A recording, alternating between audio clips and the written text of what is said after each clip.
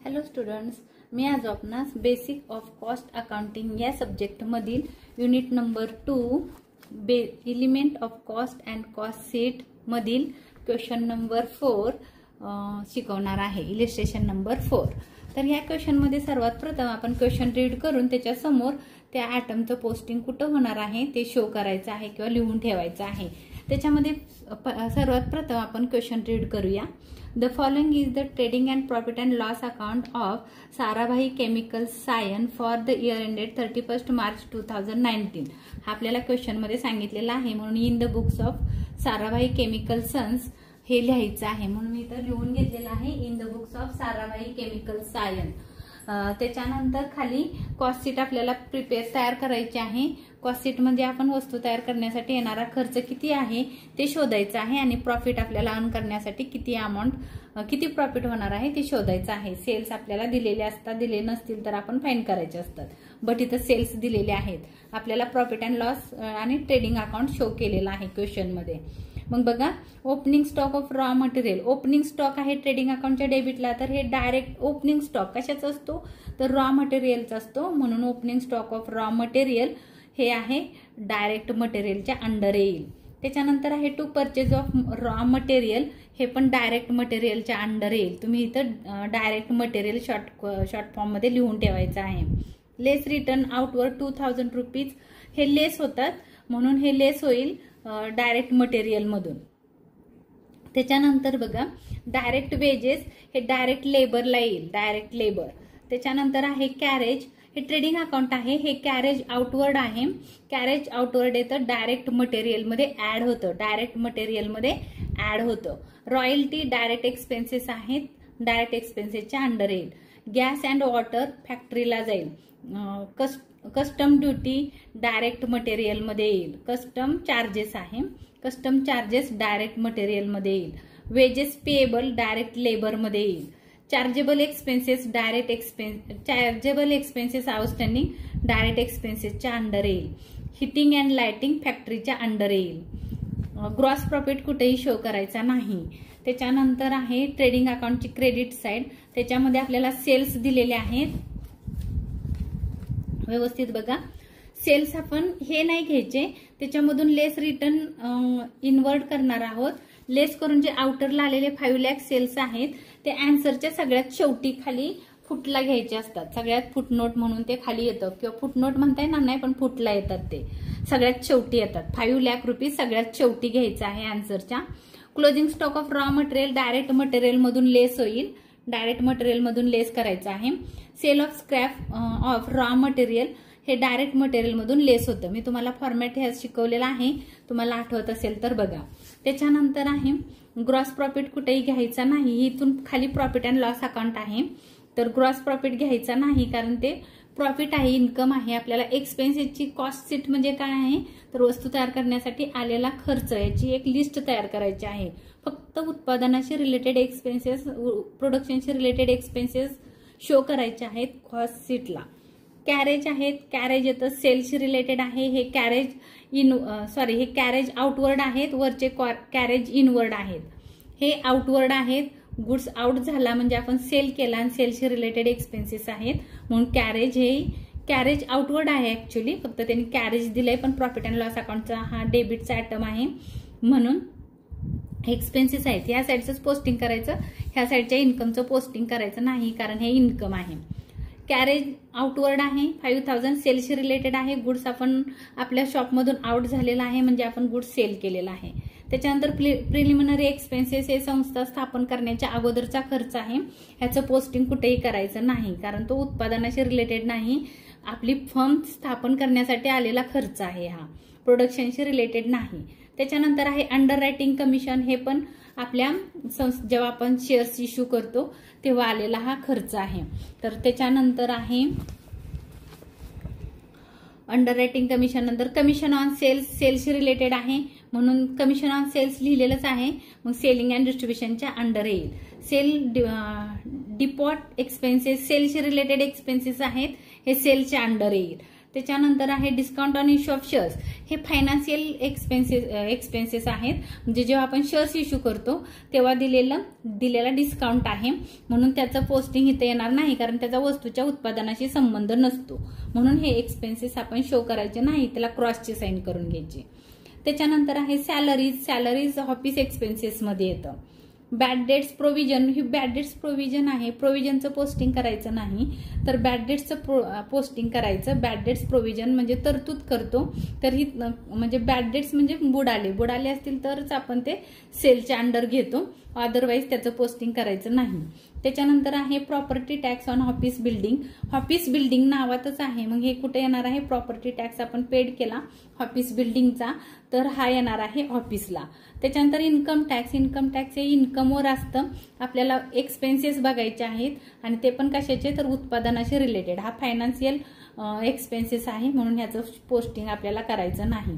त्याच्यानंतर आहे depreciation on office furniture. इथं ऑफिस फर्निचर सांगितलंय, म्हणून ऑफिसच्या फर्निचरचं डेप्रिशिएशन आहे, म्हणून हे ऑफिसला पोस्ट होईल. त्याच्यानंतर आहे डोनेशन हे कुणाला दिलंय आपण? तर ह्याचा उत्पादनाशी संबंध नसतो. तुम्ही देणगी कुणालाही देऊ शकता, त्याचं उत्पादन करण्यासाठी आलेल्या खर्चामध्ये समावेश होत नाही.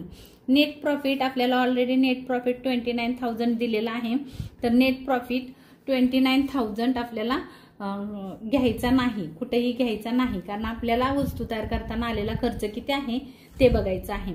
ग्रॉस प्रॉफिट ब्रॉडडाऊन ह्याचं पोस्टिंग करायचं नाही, कारण हे इन्कम आहे. आपल्याला कॉस्ट शीट बनवायची आहे. कॉस्ट म्हणजे एक्सपेन्सेसची लिस्ट तयार करायची आहे, वस्तू तयार करण्यासाठी आलेल्या खर्चाची लिस्ट तयार करायची आहे. हे इन्कम आहे, म्हणून हे त्याच्यामध्ये घ्यायचं नाही. Discount received, interest on investment, commission हे कुठेही येणार नाही, कारण हे इन्कम आहे. आणि खाली आपल्याला सांगितलं you are required to prepare cost statement for the year ended 31 March 2019 showing cost of material consume. Cost of material consume म्हणजे वस्तू. आपला फॉर्मॅट तुम्हाला मी शिकवलेला आहे. Opening stock of raw material, add purchases, add expenses, direct expenses म्हणजे carriage वगैरे येतं, त्याच्यासाठी जे परचेस करताना क्रिएट होणारे एक्सपेन्सेस आपण ऍड करतो आणि लेस करतो. स्क्रॅप व्हॅल्यू, रिटर्न आउटवर्ड, परत हे अजून काय आहे क्लोजिंग स्टॉक, हे आपण लेस करतो. मग ते सगळं लेस केल्यानंतर कॉस्ट ऑफ मटेरियल कंझ्युम येतं. आणि त्याच्यानंतर प्राइम कॉस्ट म्हणजे काय येतं? Cost of material consume plus add होतं डायरेक्ट लेबर, ऍड होतं डायरेक्ट एक्सपेन्सेस, त्याच्या टोटलला आपण प्राइम कॉस्ट म्हणतो. वर्क कॉस्ट म्हणजे ऑफिस आणि प्राइम कॉस्ट आणि कॉस्ट ऑफ मटेरियल कंझ्युम या सगळ्याच्या टोटलला आपण वर्क कॉस्ट म्हणतो. कॉस्ट ऑफ प्रोडक्शन म्हणजे ऑफिसच्या एक्सपेन्सेसमध्ये ह्याच्यामध्ये ऍड करायचे, त्याला आपण कॉस्ट ऑफ प्रोडक्शन म्हणतो. टोटल कॉस्ट आणि प्रॉफिट फॉर द इयर, ह्या वर्षीचा प्रॉफिट आपल्याला किती झाला ते आपल्याला शोधायचं आहे. त्यांनी सांगितले also calculate preparing the profit on sale. Profit on sale आपल्याला शोधायचे आहेत. तर चला तर पाहूया आपण आन्सर आता सॉल्व्ह करायचं. सगळ्यात पहिले येतं डायरेक्ट मटेरियल. मग जिथं तुम्ही डीएम लिहिलंय त्याला आपण शो करायचं आहे. जिथं लेस लिहिलंय तिथं लेस करायचं आहे. जिथं ऍड लिहिलंय ते ऍड करायचं आहे. तर बघा, पहिले येतं opening stock of raw material, त्याच्यामध्ये ऍड होतात परचेजेस ऑफ रॉ मटेरियल. अजून काय आहे? ऍड होतात कॅरेज. डायरेक्ट मटेरियल मध्ये लिहिले बघा, ऍड होईल कॅरेज. त्याच्यानंतर कस्टम चार्जेस ऍड होईल डायरेक्ट मटेरियल मध्ये. हे एक्सपेन्सेस आहेत, हे लेबर आहेत. झालं एवढंच आहेत. आणि इथं लेस होईल closing stock of raw material, less होईल sale of scrap of raw material, हे लेस होईल. आणि ह्याच्या टोटलला आपण नाव देणार आहोत कॉस्ट ऑफ मटेरियल कंझ्युम. चला तर पाहूया, आता वळीनं करायचं आहे. बघूया काय होतंय ते.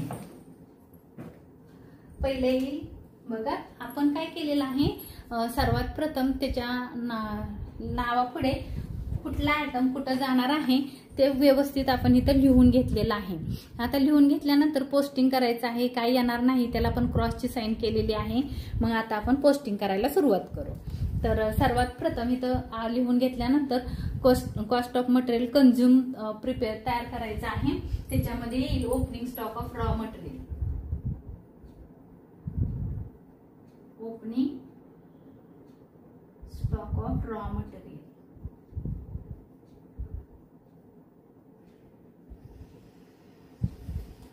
ओपनिंग स्टॉक ऑफ रॉ मटेरियलची अमाऊंट आहे 18,000. त्याच्यामध्ये ऍड होईल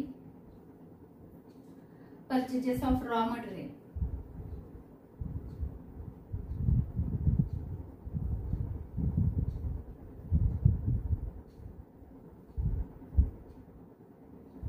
Purchases of raw material आहे 2,52,000. त्याच्यामध्ये ऍड होईल expenses for purchases. Purchase expenses तुम्ही असं लिहिलं तरी चालेल. परचेज एक्सपेन्सेस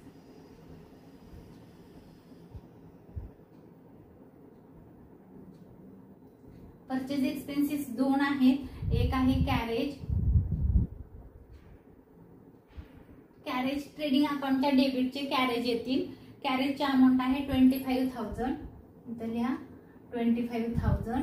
त्याच्यानंतर दुसरा आहे आपण लिहून ठेवलेला आहे कस्टम चार्जेस.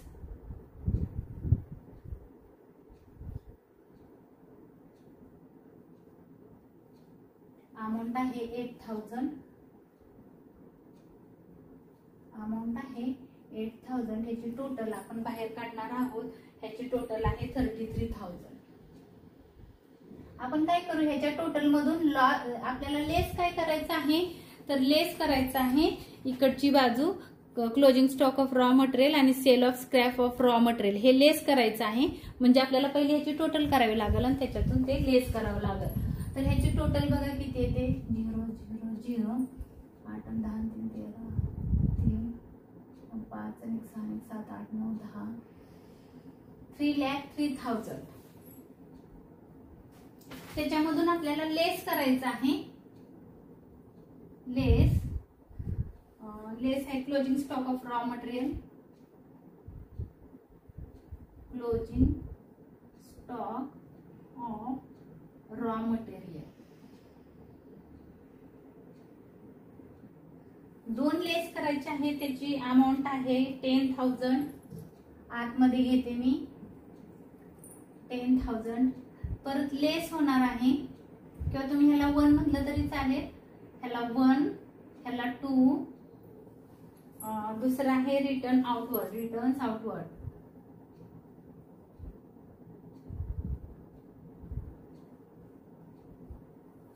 Returns outward 2,000. अजून एक आहे third scrap value. Sale of scrap of raw material.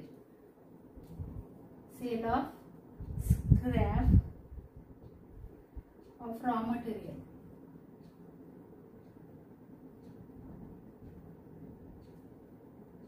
1,000. ह्याची टोटल आली 13,000. याच्यातून लेस करायचे आहे आणि खाली येईल किती येत आहे बघा. इथं तुम्ही लिहू शकता 2,90,000. 2,90,000 हीच अमाऊंट आपण इथं लिहायची आहे 2,90,000. आणि ह्याला म्हणायचं आहे कॉस्ट ऑफ मटेरियल.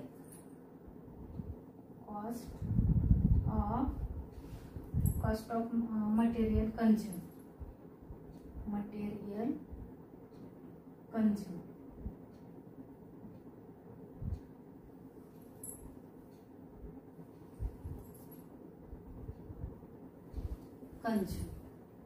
ह्याला म्हणायचं आहे cost of material consume. Question मध्ये आपल्याला सांगितलेलं आहे cost of material consume find करा. त्याला आपण ए नाव द्यायचं आहे कारण त्याने ए सांगितलेलं आहे म्हणून ह्याला म्हणायचं ए. त्याच्यानंतर आपण काय करतो डायरेक्ट एक्सपेन्सेस. त्याच्यानंतर येतं डायरेक्ट लेबर. मग ह्याच्यामध्ये ऍड करायचे आहे डायरेक्ट एक्सपेन्सेस म्हणजे प्राइम कॉस्ट शोधायचे आहे. Add direct labour.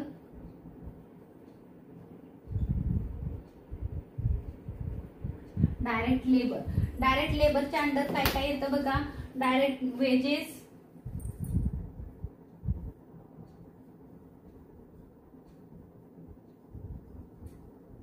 Direct wedges आहेत 1,02,000. Wedges payable.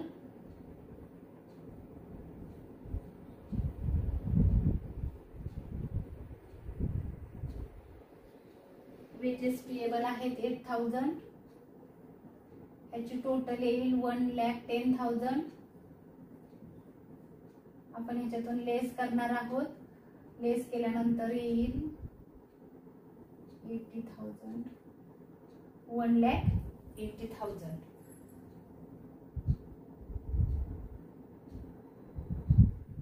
सॉरी, ऍड करायचे आहे, चुकून मी लेस केलं. 0 0 0 0 9 + 1 10, 10 चा 0 कॅरी झाला, 1 1 + 1 4 लाख. इथपर्यंत आलं 4 लाख. आपण ही पण अमाऊंट इथं पुट करू, 1,10,000, इथं झाले 4 लाख. आता काय करायचं आहे आपल्याला, डायरेक्ट लेबर नंतर येतं डायरेक्ट एक्सपेन्सेस. ऍड करायचे आहे डायरेक्ट एक्सपेन्सेस.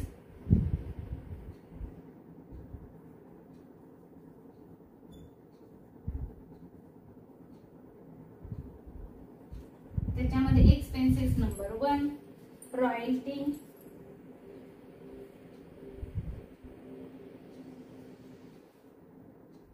अमाऊंट आहे 7,200.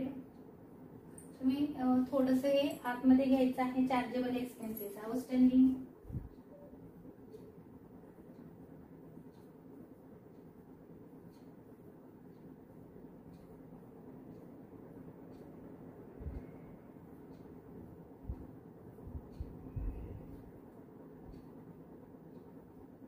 Chargeable expenses outstanding.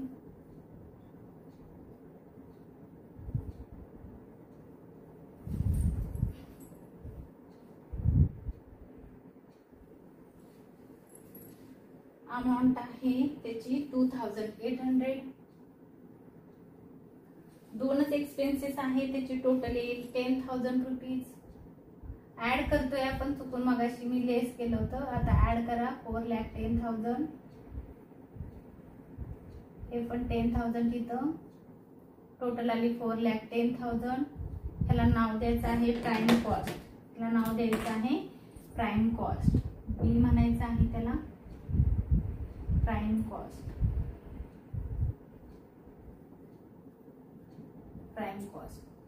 Prime cost बघा, प्राइम कॉस्ट मध्ये काय काय आलं, cost of material consume, add direct labour, add direct expenses, त्याच्या टोटलला म्हणायचं आहे प्राइम कॉस्ट. त्याच्यानंतर नेक्स्ट आहे फॅक्टरी एक्सपेन्सेस किंवा फॅक्टरी ओव्हरहेड्स. याच्यामध्ये ऍड करायचं आहे factory overheads. Overheads means expenses. Overheads means expenses. फॅक्टरीचे एक्सपेन्सेस आपल्याला जे की ट्रेडिंग अकाउंटच्या डेबिटला असतात ते एक्सपेन्सेस शो करायचे आहेत फॅक्टरी ओव्हरहेडच्या अंडर. मग फॅक्टरी ओव्हरहेड ट्रेडिंग अकाउंटला बघा कोणकोणते फॅक्टरी ओव्हरहेड म्हणजे एक्सपेन्सेस. फॅक्टरी एक्सपेन्सेस त्याच्यामध्ये इथं ऍड लिहा, ऍड फॅक्टरी एक्सपेन्सेस किंवा फॅक्टरी ओव्हरहेड्स. फॅक्टरी ओव्हरहेड मध्ये काय काय येतं बघा, गॅस अँड वॉटर एक आहे, गॅस अँड वॉटर. अमाऊंट आहे 19,000. फॅक्टरी ओव्हरहेड आता तुम्ही इथं लिहिलं तरी चालेल 19,000. ऍड करायचं आहे म्हणून हिटिंग अँड लाइटिंग.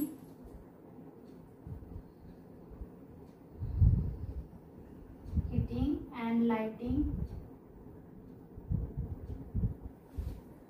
अमाऊंट आहे 11,000.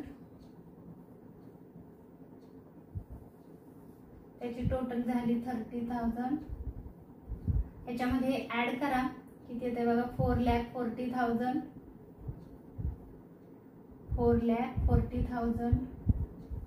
याला नाव द्यायचं आहे आपल्याला work cost, B C work cost. Question मध्ये त्याने आपल्याला फाइंड करायला सांगितलेलं आहे वर्क कॉस्ट.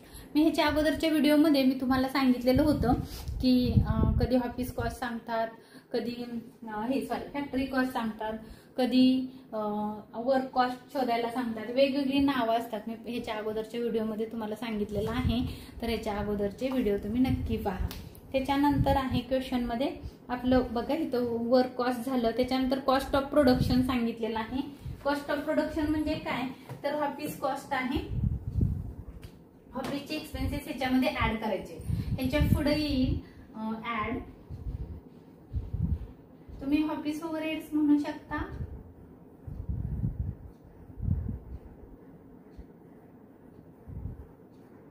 ऑफिस ओव्हरहेड्स किंवा त्याला एक्सपेन्सेस पण म्हणतात, ऑफिस एक्सपेन्सेस.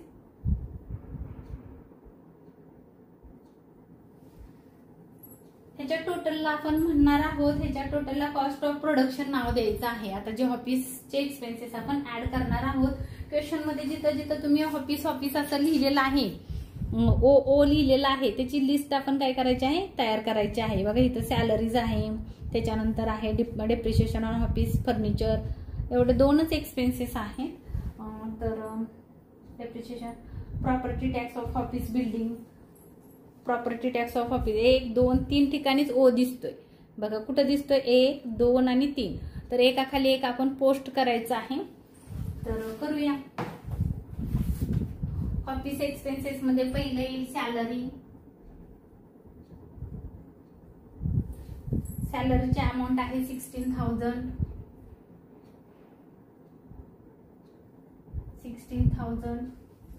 त्याच्यानंतर आहे property tax on office building.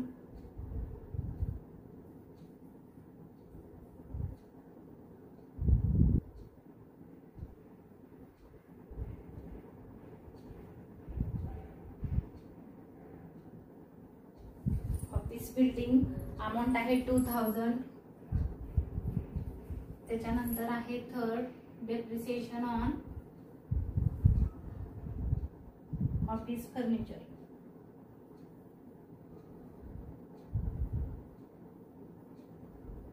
Office हा वर्ड आलाय,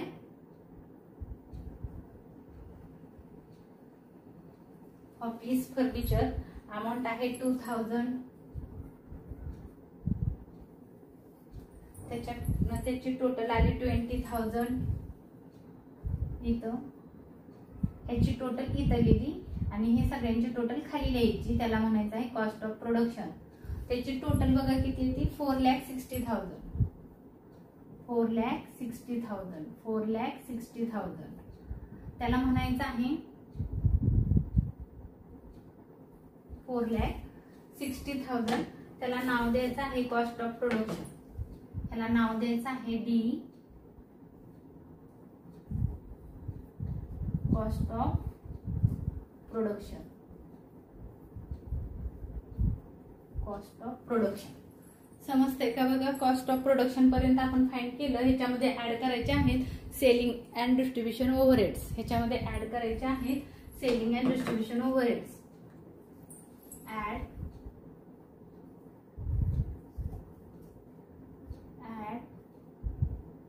सेलिंग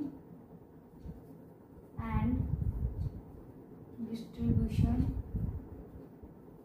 ओव्हरहेड्स. म्हणजे सेल्सशी रिलेटेड असणारे एक्सपेन्सेस आपल्याला इथं पुट करायचे आहेत. ज्याच्या नावापुढे तुम्ही यस लिहिलेलं आहे त्या इथं पुट करायचे आहेत. बघा यस कुठं आहे, कॅरेज, त्याच्यानंतर commission on sales, sales depot expenses, अजून कुठे यस आहे का, नाही. 1, 2, 3 ऍटम आहेत, त्याचं पोस्टिंग आपल्याला इथं करायचं आहे. तर सर्वात पहिला आहे कॅरेज.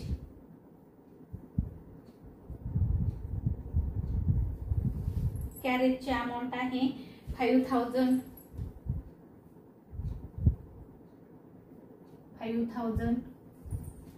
त्याच्यानंतर आहे commission on sales.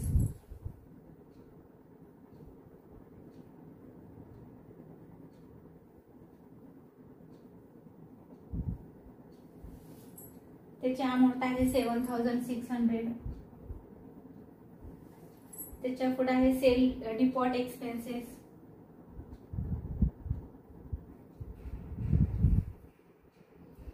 Sales depot expenses amount आहे 2,400. ह्याची टोटल किती बघा, त्याची टोटल आहे 15,000. ह्याची टोटल 5,000 प्लस 7,600 प्लस 2,000, ह्याची टोटल आली 15,000. ती इथं पुट करायची आहे. ह्याची टोटल खाली घ्यायची आहे 3 किती होते बघा 60 5 75 4,75,000. ह्याची पण टोटल तुम्ही केली तर 4,75,000 केली. त्याला नाव द्यायचं आहे टोटल कॉस्ट. तुम्हाला क्वेश्चन मध्ये सांगितलेलं आहे नाव काय द्यायचं ते, तर इथं सांगितलंय टोटल कॉस्ट, म्हणून आपण नाव देणार आहोत टोटल कॉस्ट. ह्याला नाव आहे टोटल कॉस्ट.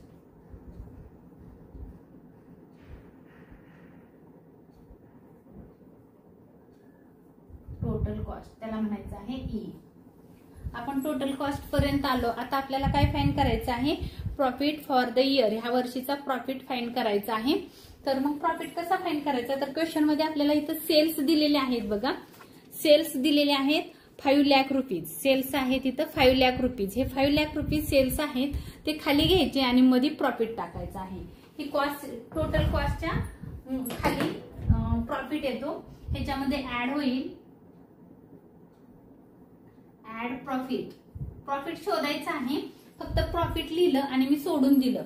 शोधायचं आहे प्रॉफिट किती झाला, त्याच्या खाली लिहायचं आहे सेल्स. इथं थोडीशी लाईन मारून घेते, तर प्रॉफिट लिहायचं आहे आपल्याला इथं किती झाला तो. त्याच्या खाली आपल्याला सेल्स दिलेले आहेत, इथं खाली सेल्स. सेल्स आपल्याला क्वेश्चन मध्ये 5 लाख दिलेले आहेत, 5 लाख. 5 लाख आपल्याला सेल्स ऑलरेडी क्वेश्चन मध्ये दिलेले आहेत. मग आता आपल्याला काय करायचं आहे, 5 लाख मधून 4,75,000 मायनस करायचे आहेत. मायनस करून जी अमाऊंट येईल तो आपला प्रॉफिट असेल, तो आपला प्रॉफिट असेल. मग बघा बरं, 5 लाख मधून 5 लाख मधून 4,75,000 मायनस करायचे आहे. जी अमाऊंट आली 25,000 आहे प्रॉफिट. हे होते सेल्स, हे होती total cost. Total cost means ती वस्तू तयार करण्यासाठी आलेला खर्च. टोटल एक्सपेन्सेस, टोटल एक्सपेन्सेस किती आहेत, तुम्हाला वस्तू तयार करण्यासाठी 4,75,000 रुपये एक्सपेन्सेस आले. आणि सेल कितीला केलं तुम्ही, 5 लाख रुपीजला. मग प्रॉफिट किती झाला, 25,000. मग मी इथं लिहिणार आहे प्रॉफिट 25,000. बघा पुट करायचं आहे, दोन्हीकडे पण पुट करा. आणि मी इथं प्रॉफिट लिहिलेलंच आहे, प्रॉफिटची अमाऊंट इथं शो झाली. हे आहेत सेल्स. आपला क्वेश्चन इथं संपलेला आहे. हा व्हिडिओ माझा आवडला असेल तर लाईक करा, सबस्क्राईब करा, शेअर करायला विसरू नका. धन्यवाद.